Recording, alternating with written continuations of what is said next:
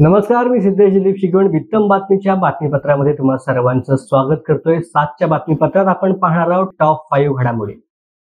नागपूर हिवाळी अधिवेशनाच्या पहिल्याच दिवशी आज सोमवारी महाविकास आघाडी सदस्यांनी विधान भवनाच्या पायऱ्यांवरती जोरदार आंदोलन केलं। गेले काही दिवस ईव्हीएम विरोधात सातत्याने राज्यभरामध्ये विरोधकांकडून आंदोलनं केली जात आहेत। राज्यात आलेले फडणवीस यांच्या नेतृत्वातील सरकार हे सरकार ईव्हीएम मुळे सत्तेवर आले आहे, त्या विरोधामध्ये आंदोलन करण्याची भूमिका विजय वडेट्टीवार यांनी व्यक्त केली। यावेळेला ईव्हीएम सरकार हाय हाय, ईव्हीएम हटाव, लोकशाही बचाव अशा घोषणा विरोधकांनी दिल्या। यावेळेला अंबादास दानवे आणि इतर सदस्य सहभागी झाले होते। ईव्हीएम वरती निवडणुका बंद करा अशी मागणी महाविकास आघाडीची असल्याचं यावेळेला बोललं गेलं।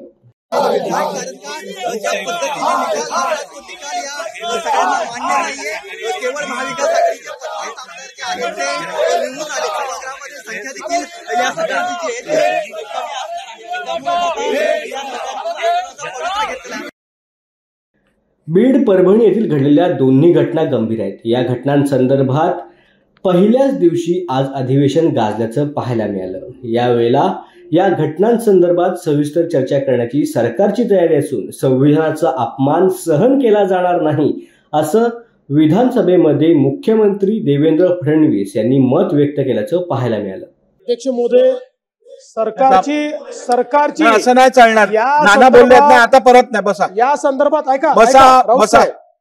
या संदर्भात ऐकून घ्या। या संदर्भात सविस्तर चर्चा करण्याची सरकारची तयारी आहे। त्यामुळे मला असं वाटतं अध्यक्षांनी जो दिवस नेमून देतील उद्याचा, आज आपला शोक प्रस्ताव असल्यामुळे आपल्या काही प्रथा परंपरा आहेत, मात्र अध्यक्षांनी उद्याचा दिवस नेमून दिला तरी आम्हाला हरकत नाही।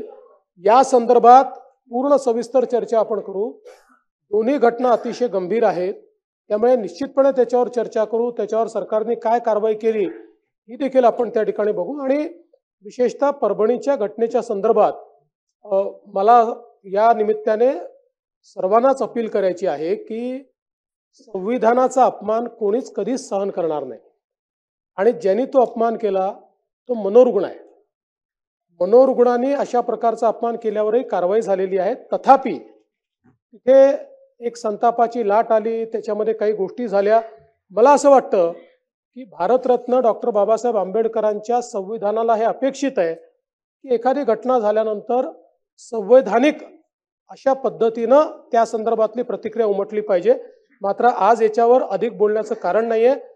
निश्चितपणे अध्यक्ष महोदय ज्यावेळी वेळ राखून देतील त्यावेळी याच्यावर सविस्तर चर्चा करून त्याच्यावर योग्य उपाययोजना आपण करू। आणि मला अपेक्षा आहे की विरोधी पक्ष देखील याचं राजकारण न करता या संदर्भात आपल्याला राज्यात कायदा सुव्यवस्था कशी ठेवता येईल आणि अशा प्रकारच्या घटना कशा घडणार नाही या संदर्भातल्या चांगल्या सूचना विरोधी पक्ष देखील करेल हा मला विश्वास आहे। म्हणून आपण जेव्हा नेमून द्याल त्यावेळेस याची कारवाई करता येईल। MSME मधील समाधान पोर्टलवरती EPFO बद्दल कामगारांच्या अनेक तक्रारी येत आहेत। त्या तक्रारींबद्दल प्रतिसाद देखील मिळत नाही। यावरती सरकार काय उपाययोजना करणार आहे याबद्दल लोकसभेमध्ये खासदार अनिल देसाई यांनी प्रश्न उपस्थित केल्याचं आज पाहायला मिळालं। Shri Anil Desai. Chairman sir, for allowing me to ask the supplementary on this question. Sir, may I know that Samadhan portal categorized it is state and central wise also and year wise also. May I know from the Honorable Minister that Samadhan portal and EPFO, where the accounts of the labor from MSMEs, different MSMEs may be, and more so from medium-sized enterprises, where hundreds and thousands of complaints regarding their EPFO, which are very essential for the labor to meet their regular requirements and in the emergencies also. So Samadhan portal, somehow it is not answering to that, and lot of shortcomings and lot of inadequacies are there. How that will be coordinated, how the labor requirements will be fulfilled. Thank you. विदर्भाचे आणि विदर्भामधील नागरिकांचे प्रश्न सोडवण्याच्या दृष्टीने या अधिवेशनाचे विशेष महत्त्व आहे असं मत नुकतेच मंत्री म्हणून शपथ घेतलेले चंद्रशेखर बावनकुळे यांनी प्रसार माध्यमांसमोर व्यक्त केलंय. पाहूयात. आज अधिवेशनाचा पहिला दिवस आहे. विदर्भातलं हे अत्यंत महत्वाचं अधिवेशन आहे आणि विदर्भाला प्रामुख्याने न्याय देण्याकरता विदर्भातील शेतकरी कष्टकऱ्यांना न्याय देण्याकरता आणि विदर्भाचे प्रश्न सोडवण्याकरता या अधिवेशनाचं महत्व आहे.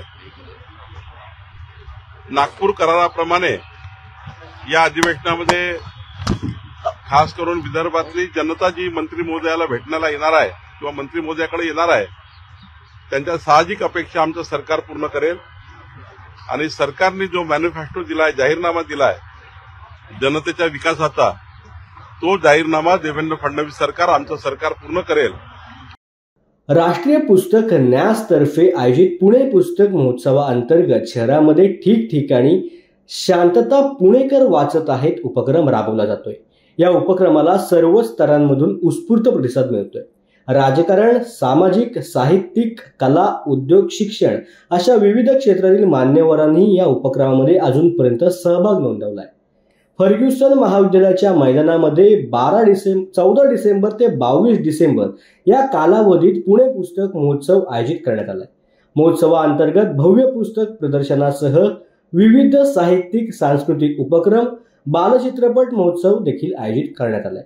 या महोत्सवाच्या निमित्ताने वाचन चळवळ वृद्धिंगत करण्यासाठी शांतता पुणेकर वाचत आहेत हा उपक्रम राबवण्यात आल्याची माहिती आयोजकांनी दिली आहे. या टॉप 5 मध्ये वेळ झाला इथेच थांबायची. उद्या पुन्हा भेटूया 7च्या बातमीपत्रात. धन्यवाद.